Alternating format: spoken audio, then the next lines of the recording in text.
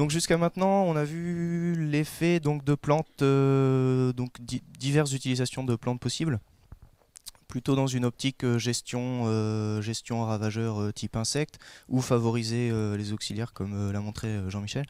Et moi je dégaine une nouvelle lame du couteau suisse du végétal pour vous parler des plantes couvre-sol. Et là donc je vais vous parler de plantes pour contrôler des plantes. Donc le fameux couteau suisse qui est là. Et pourquoi on va s'intéresser dans cette présentation aux plantes couvre-sol.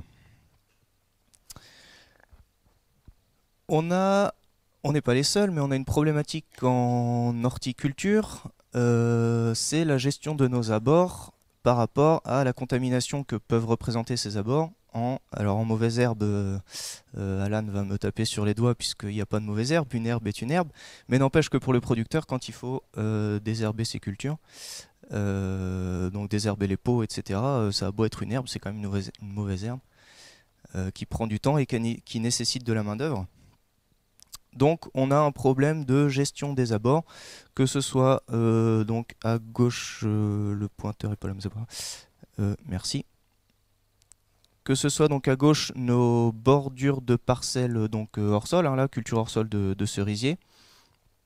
Donc ici ces bords de parcelles qui peuvent représenter des sources du coup d'adventices de mauvaises herbes pour la culture en pot juste à côté. Également nos bords de serre, bords de bâtiments, etc. qui peuvent aussi via les graines notamment d'adventices, aller coloniser les cultures en pot adjacentes, et puis aussi nos entre-tunnels de production, donc qui sont également sources, donc à droite et à gauche de sources de graines d'adventices, et qui sont en plus des zones pas faciles à gérer. C'est assez étroit, il y a les poteaux des ouvrants, c'est pas hyper pratique. Si on va y passer la débroussailleuse, on va tailler tout le bas de la bâche et c'est pas idéal. On s'adapte, voilà. Et donc une des solutions qui est appliquée actuellement, et Pierre nous l'a dit tout à l'heure, c'est par exemple le recours au traitement phyto. Donc c'est encore ce qui est fait majoritairement, mais qui tend quand même à décliner dans les entreprises. Donc gestion en phyto de tous ces abords, parce que c'est plus simple, c'est moins coûteux et au moins c'est propre. On en revient à la notion de clean, de propreté, etc. Mais voilà, malgré le fait que ça fasse de belles photos au coucher du soleil, avec mon collègue Guillaume en plein traitement, c'est pas une méthode d'avenir. Inutile de préciser que pour l'instant au moins les trois quarts de la proportion de phyto utilisée, c'est encore du glyphosate. Et l'autre méthode de gestion qui est utilisée, du coup, c'est la gestion des abords, donc en tonte, débroussaillage, etc. Et pour certaines entreprises pépinières de bonne taille, c'est quasiment du coup un ETP qui est consacré à ça, au moins enfin, quasiment toute l'année, du coup, qui est consacré à gérer comme ça les abords. Et quand il a fini de tondre tout un bout, bah, il peut recommencer parce qu'entre-temps ça a poussé. Donc il y a quand même à faire. Donc on va réfléchir à d'autres solutions que les deux qui sont actuellement utilisées. Et c'est là où on en arrive donc à la plante. Et la solution envisagée, ce serait d'enherber toutes ces parties, donc bord de parcelles, bord de serre, etc. avec des plantes choisies. Donc un enherbement volontaire, des plantes réfléchies au préalable, et des plantes qui ne nécessitent pas d'entretien, donc type traitement, tonte, binage, etc. et qui permettront d'occuper l'espace pour ne pas que ce soit des adventices qui viennent coloniser ces endroits et qui après deviennent source de contamination. Donc ça c'était donc à la station d'Angers, hein, pardon, je n'ai pas dit que je travaillais, donc à la station Astrédor d'Angers, donc c'est le bord de notre serre, et en 2015 je crois, où on a testé des implantations de différentes espèces en bord de serre pour voir l'évolution, etc. Donc on n'est pas seul à faire face à ce constat et à cette problématique, hein. On est tous concernés dans toutes les filières. Et donc on s'est réunis autour de la table, là, tous les partenaires du RMT Biodiversité et Agriculture. on s'est réunis, puis on dit bon bah qu'est-ce que du coup on pourrait faire. La thématique des plans de couvre-sol, c'est intéressant, on va creuser ça. Et donc vous pouvez voir que donc c'est un gros projet, on était 16 partenaires. Et donc interfilière, on a de la vigne, on a du maraîchage, on a de l'aromatique, on a etc. Un peu quasiment toutes les filières sauf les grandes cultures. Pour réfléchir donc à comment gérer cette problématique adventice. Nous avons défini toute une liste de caractéristiques auxquelles doit répondre la plante qu'on souhaite implanter. Donc, voilà, on est un peu utopique. On a listé tout ce qu'on souhaiterait qu'elle coche comme caractéristique. Donc, une implantation rapide, qu'elle soit résistante à la fois à la sécheresse, au déluge, au gel. Hein, je vous dis, on est un peu dans l'utopie. Pourquoi pas améliorer le sol? Un effet évidemment sur le fait d'empêcher le développement des adventices. Une morphologie couvre-sol pour ne pas avoir à la tondre. Hein, donc il faut que ça fasse que quelques centimètres de hauteur, etc. Finalement, c'est comme pour les consommateurs, quoi. Exactement. On est d'accord. C'est notre cahier des charges. Mais oui, c'est ça. On s'est placé un peu en tant que consommateur. Je veux qu'elle fasse tout et à moindre prix. Mais au sein du coup de ces caractéristiques, il y en a qui sont contradictoires puisqu'on souhaite une implantation rapide pour que ça s'implante du coup rapidement, que ça occupe l'espace rapidement pour éviter que les adventices s'implantent, mais en même temps on veut un envahissement faible pour pas que ça vienne sur trop quand même sur nos cultures et nécessiter de l'entretien. Ça c'est un petit peu contradictoire, donc on cherche un peu un juste milieu, et pareil pour l'effet sur les adventices, donc on veut que ça empêche le développement des adventices, mais en même temps on veut pas que ça nuise du coup à nos cultures et qu'il n'y ait pas de concurrence vis-à-vis de nos cultures. C'est aussi contradictoire, on veut que ça empêche les adventices, mais pas que ça ne nuise pas aux cultures. Donc on va faire des justes milieux et trouver le bon compromis. Pour ça, la station, donc là je vous parle que horticole, hein. Pour l'instant c'est journée technique Astrader, je vous parle horticulture. Ce qu'on a fait à la station du coup c'est un petit dispositif comme ça dans notre prairie avec des mini parcelles de 1 mètre carré. Et au sein de ces parcelles de 1 mètre carré, on implante une espèce ou un mélange d'espèces, soit en semis, soit en bouture, soit en motte, ce qui nous permettait pour certaines espèces de connaître le meilleur mode d'apport. Et puis aussi une condition d'irrigation. Donc avec aspersion, on le voit là, vous voyez on voit les asperceurs en train d'arroser, et puis le sol un petit peu plus foncé. Donc là c'est la modalité avec aspersion, et ici la modalité sans aspersion. Puisqu'il faut imaginer que ces plantes vont être en bord de parcelles, qui chez certains pépiniéristes du coup vont arroser aux asperceurs, etc. Donc les plantes sur les bords de planches vont être fréquemment irriguées, et puis d'autres qui sont un peu plus au goutte à goutte, donc dans des conditions un peu plus sèches. Donc il fallait évaluer dans les deux conditions. Et puis je vous ai mis une petite illustration.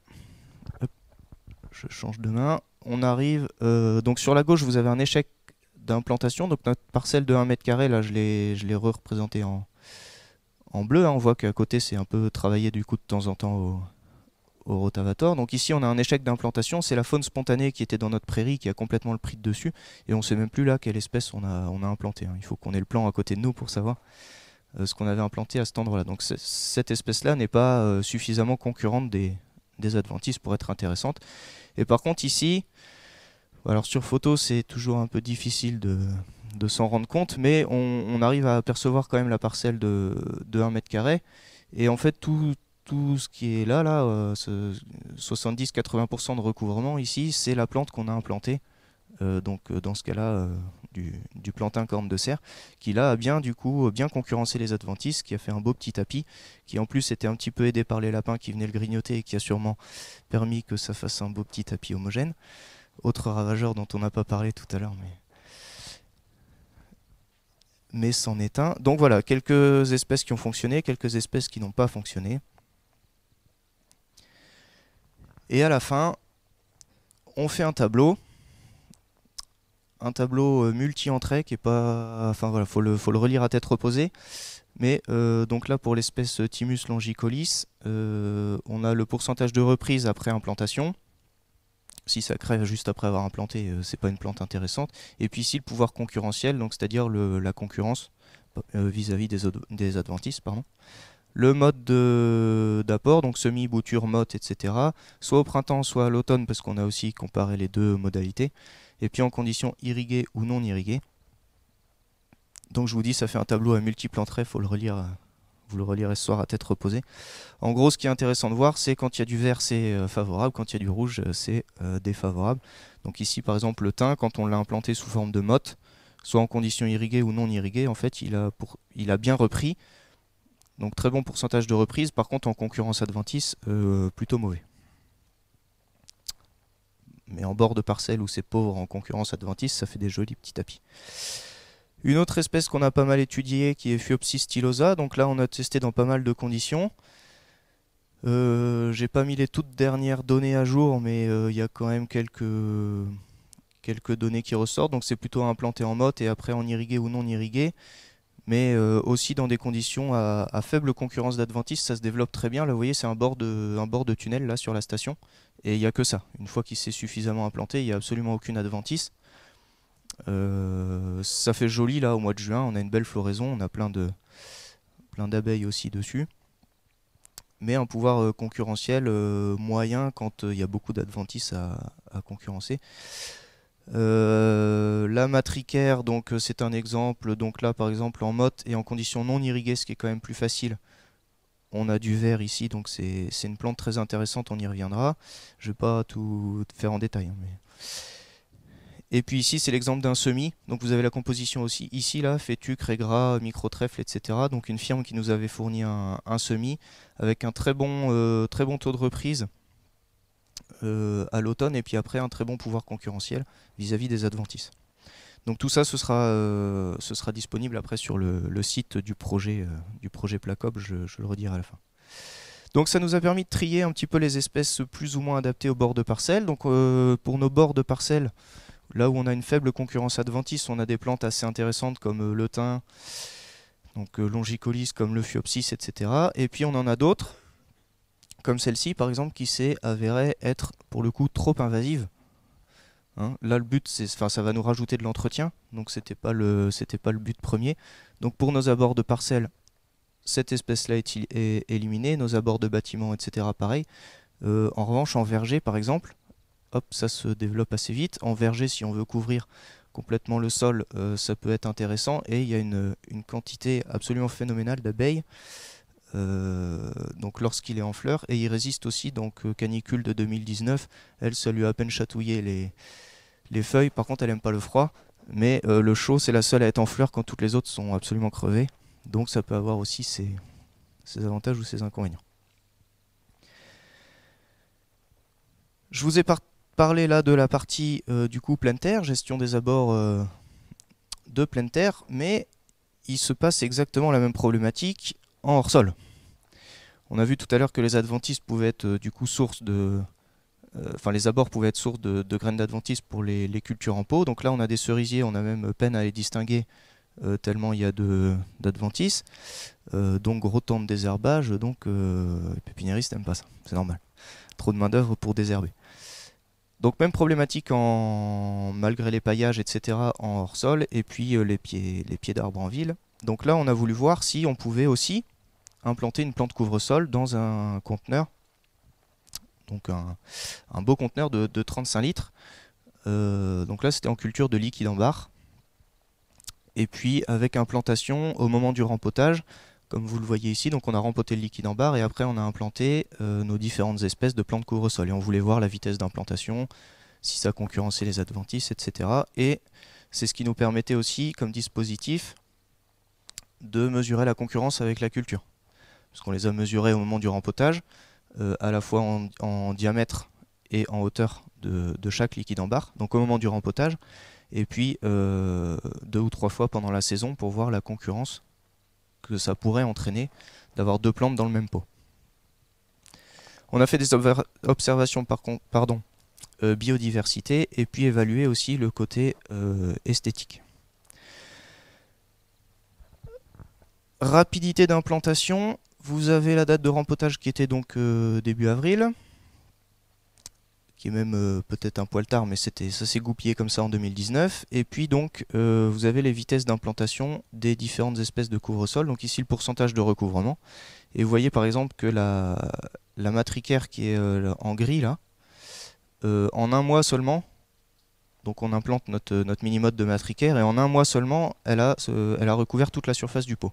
Donc c'est ce qu'on cherchait à avoir, une espèce vraiment à implantation très rapide. Et celle-ci, pour le coup, en un mois, paf, elle occupe tout l'espace et donc les graines d'adventice ne pourront plus germer dans les pots.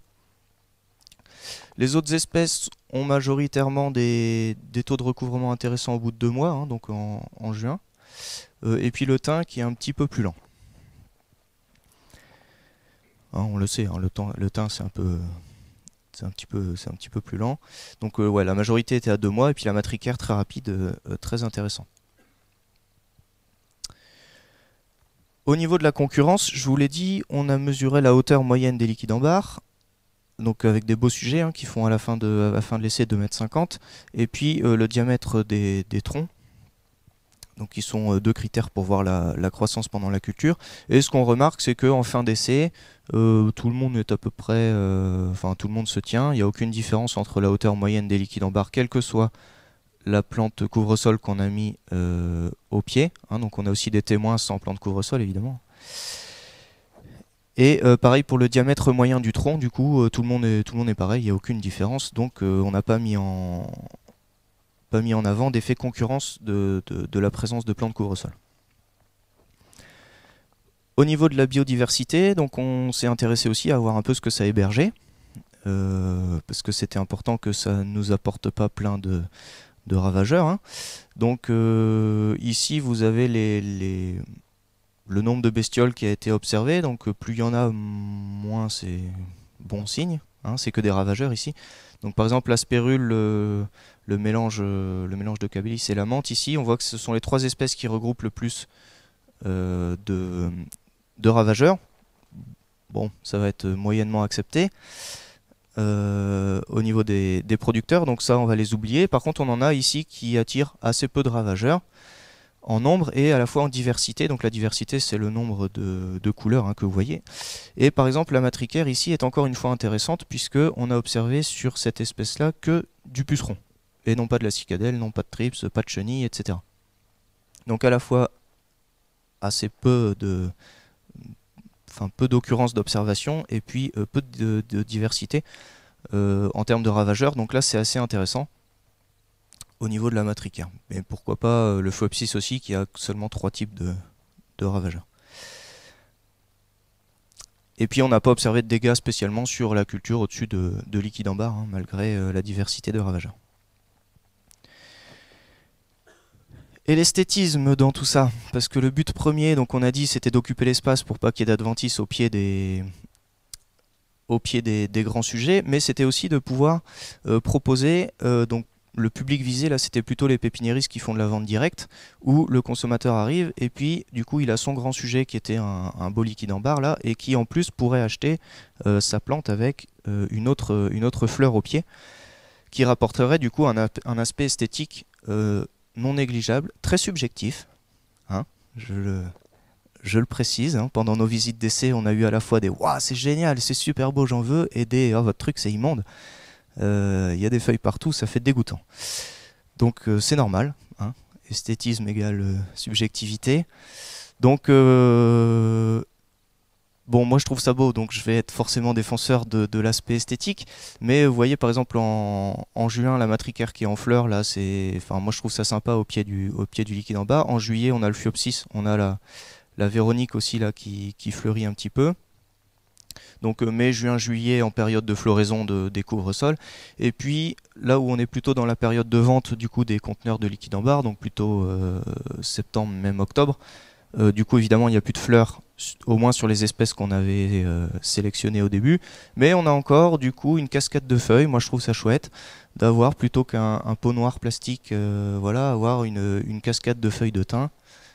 Donc de thym, de Véronique, alors le Phoebsis ça fait un peu plus chouillis, mais le thym ou la Véronique, moi je trouve ça sympa, mais encore une fois c'est très subjectif. Je vois très bien ça sur ma terrasse, avec une belle floraison printanière, et puis après Je pense que, en dehors de l'aspect qu'on aime ou qu'on n'aime pas, après il y a l'aspect commercialisation, logistique et commercialisation. C'est-à-dire que c'est joli. Maintenant, je me mets à la place d'un pépiniériste qui doit expédier, alors pas forcément un détaillant, il fait pas forcément de la vente directe, donc il y a quand même une grosse majorité qui passe par des enseignes de distribution. D'accord. Et celle-là, alors j'ai pas de frein, hein. Je me dis juste qu'à un moment donné, le distributeur, quand il va recevoir ça, ça a été manipulé 2 fois et autre. Donc l'esthétisme, là, je pense il risque d'avoir pris un coup derrière la cravate, si je peux me permettre l'expression. Et l'autre inquiétude que pourrait émettre un distributeur, c'est de dire très bien, mais qu'est-ce qui me dit que la plante qui est dans mon pot, elle va pas m'attirer moi dans ma jardinerie ou dans mon lieu de vente des pucerons ou des trips ou autres. Et c'est ce qui peut être un frein à ce genre de méthode. On en comprend l'efficacité. Je parle juste dans la compréhension et dans la communication qui peut être fait à l'autre bout de la chaîne de commercialisation. Tout à fait. Faudra être convaincant. Mais sacrément, si je peux me permettre. faudrait convaincant et bien expliqué, mais effectivement, hein, c'est les premiers freins auxquels on se heurte. Pour info, nos liquides en barre ont tous été proposés du coup à nos pépiniéristes, puisqu'on essayait du coup de leur vendre en fin de culture, et on en profitait en même temps pour leur dire justement comment vous ressentez le truc, quels sont les problèmes, etc. Ils ont tous dit en gros la logistique. Et puis finalement, quand ils sont venus charger les trucs et tout, ils ont dit oh, finalement, ça passe. Voilà. Alors on n'est pas en bout de chaîne, effectivement. Là, c'est que la première fois qu'on le dépote, qu'on le met sur le camion, et on n'est pas en multiples manipulations. Mais finalement, il y en a quand même quelques-uns qui étaient réfractaires au début, puis qui ont dit bon, finalement, non, ça devrait passer. Ou alors on lui refait une petite coupe un peu plus rase que ça, hein, ça va repousser du coup la saison suivante, et ce sera un peu plus facile en logistique. Mais encore une fois, à mon sens, c'est plus du coup pépiniériste, vente en direct avec le consommateur qui vient chercher sa plante. Après, s'il la manipule mal, c'est de son ressort. Mais effectivement, il y a tout un gros travail de communication et pédagogie, etc. En tout cas, sur le principe, on a eu à la fois des pépiniéristes totalement réfractaires et d'autres complètement emballés par l'idée. Combien de minutes? Non, mais j'ai fini. Et les autres filières dans tout ça, hein, je vous ai dit, je me focalise horticulture, mais c'est un projet qui a regroupé plusieurs filières, tout le monde avec la même thématique, et les autres ont aussi des résultats intéressants. Je vous ai mis quelques belles photos, hein, pour que ce soit un peu bucolique. Donc les autres filières en pleine terre notamment, donc c'est pour leur gestion du rang ou de l'interrang. On a par exemple en viticulture, donc ici un essai avec le thym là, que je vous montrais tout à l'heure. Thymus longicolis, donc qui fait des belles photos au printemps, et puis qui s'avérait pas trop mal dans certaines conditions en viticulture. Ici en culture de thym, on a de la piloselle, ici en interrang, donc elle s'est bien développée, etc. Donc je vous ai mis la photo plutôt esthétique que sympa, mais il s'avère que la piloselle a eu un effet négatif sur le rendement du thym, ce qui a pas été évalué dans chaque filière, parce que sur un projet de 3 ans, voir l'effet rendement sur la vigne ou le thym, etc., c'est pas évident. Mais en tout cas, eux, sur leur récolte, ils en ont eu un. Pour l'instant, la vigne n'a pas encore d'effet rendement. Et puis en arboriculture, vous avez à droite ici, là, tout ça c'est de l'Achillée millefeuille là, qui a été semé, et ici c'est la partie témoin sans plante couvre-sol, donc vous voyez que ça fait aussi un beau petit tapis qui occupe bien l'espace ici, donc le but étant de couvrir le rang de production en arbo. Donc chacun a des résultats intéressants, et tous ces résultats sont consultables sur le site du projet Placob, hein, qui était le projet dont je vous montre les résultats. Donc résultats par filière, et puis là on va s'atteler à faire des fiches synthétiques par espèce de couvre-sol, voir leur utilisation potentielle et surtout celles qui sont retenues pour tel et tel critère. Voilà, je vous remercie. Merci bien.